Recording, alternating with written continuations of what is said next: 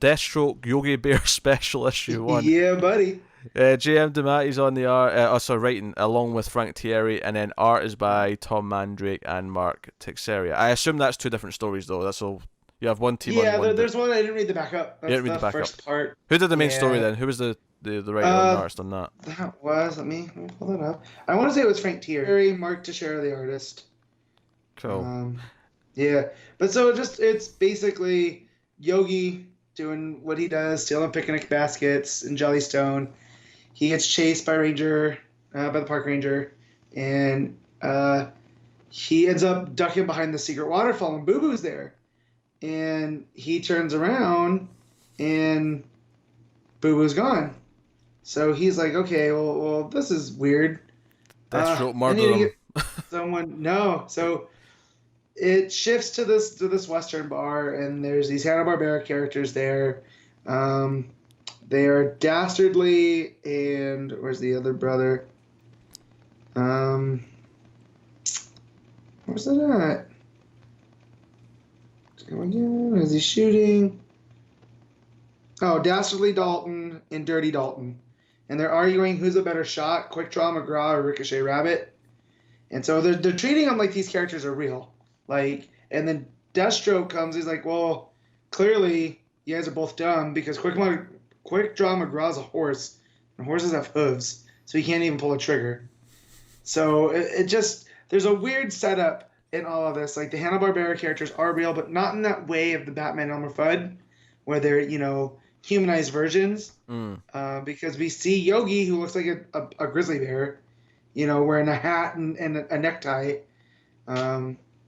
So he ends up taking out these two brothers because there's a contract on them, but they're worth more alive than dead. So he takes it easy. He ends up fighting their bigger brother, Dinky Dalton, who has to kick down with a nut shot because as Deathstroke's always been told, the bigger they are, the harder you have to kick them in the junk or kick them in the groin. He says so. At the end of that scene, Yogi comes up and kind of sneaks up on him, and it looks a little bit more sinister. But he's like, "Hey, I heard you're the best at finding people. I need to find my best buddy. I'll pay you." So they end up going to Jellystone. You get this really fun image of Deathstroke in full Deathstroke gear on a motorcycle with Yogi holding onto him in the back. So it's basically it becomes a cartoon from here on out where you find out that Deathstroke's taking out everybody from King Shark to Jabberjaw, Killer Croc to Wally Gator, Gorilla Grodd to Grape Ape, right? So they're playing with it here. They end up in Jellystone, and this Yogi tells them like, you got to be careful. All the animals here they've changed. So I know you're the best, but they've become more dangerous. And as soon as he says that, this rabbit jumps onto Deathstroke's face, and Deathstroke has to kill him because it's this rabbit. And Yogi's like, "Oh no, that was my neighbor Fred. What'd you do?" He's like, "Well, he was attacking me." And he's like, "That's what I mean. They've become more dangerous, and they go and inspect the dead body, and this rabbit has fangs and claws. So something strange is afoot in Jellystone." So they pull up to the lodge, and all the animals look sinister. There's eagles that have even longer claws and beaks, and deer with fangs and whatnot. And they're attacking all the humans, Hitchcock style.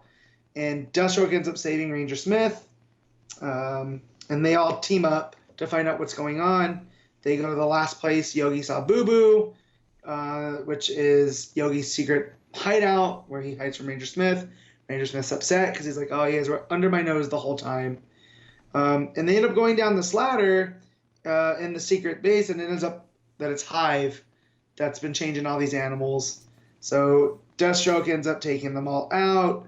You come to find out that it's these Hanna-Barbera characters are all being taken to be changed into these terrible, violent creatures, and that it is the creepily family from old Hanna-Barbera cartoons.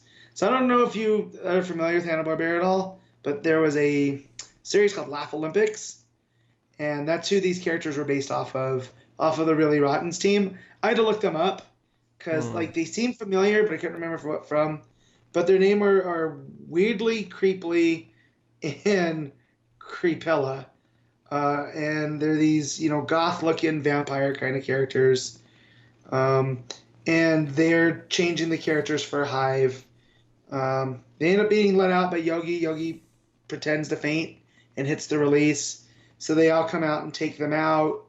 Deathstroke, of course, finishes the contract because he helped Yogi out. Yogi pays him in picnic baskets, of course. So he comes out, and there's this stack of picnic baskets that gets delivered. And you come to find out that the Creeplies didn't die, and that they're going to continue their experiments, but they set it up under the Laugh Olympics.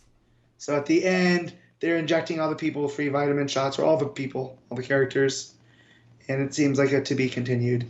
So it was this really zany, crazy, fun story of Yogi teaming up with Deathstroke, which you don't think make a good team, but it was surprisingly more violent than I thought it was going to be. With the Creeplies have this pet octopus that that Deathstroke ends up chopping all the limbs off of and using as weapons. So yeah, it's quite weird. I'm glad I read it though because it was a lot of fun. I like what they're doing with these Hanna-Barbera. Like this one, like where's the Booster Gold Flintstones one, which I think was the last one I read, was like there was some existentialism in that one. This one is just straight up like, hey, we're gonna throw Deathstroke into the Hanna-Barbera world and see how they match. So yeah. Cool. Yeah. I think I saw like maybe 2 episodes of Yogi Bears growing up, so I have no attachment to the Yogi character. was always my favorite. Says my wife came up to me. She's like, "Well, what do you have left to read?" And I was like, "Yogi Bear and Deathstroke." She goes, "Wait, what?" All right. But yeah. So we give it. What you rating? The art was really rough in patches, and the story was just silly, but out of nostalgia. It was fun, but I can't give it anything higher than a 6 because it's just kind of there. I'm glad that they're doing these though because it gives it gives creators a chance to stretch and just be goofy without having to bring others. But yeah.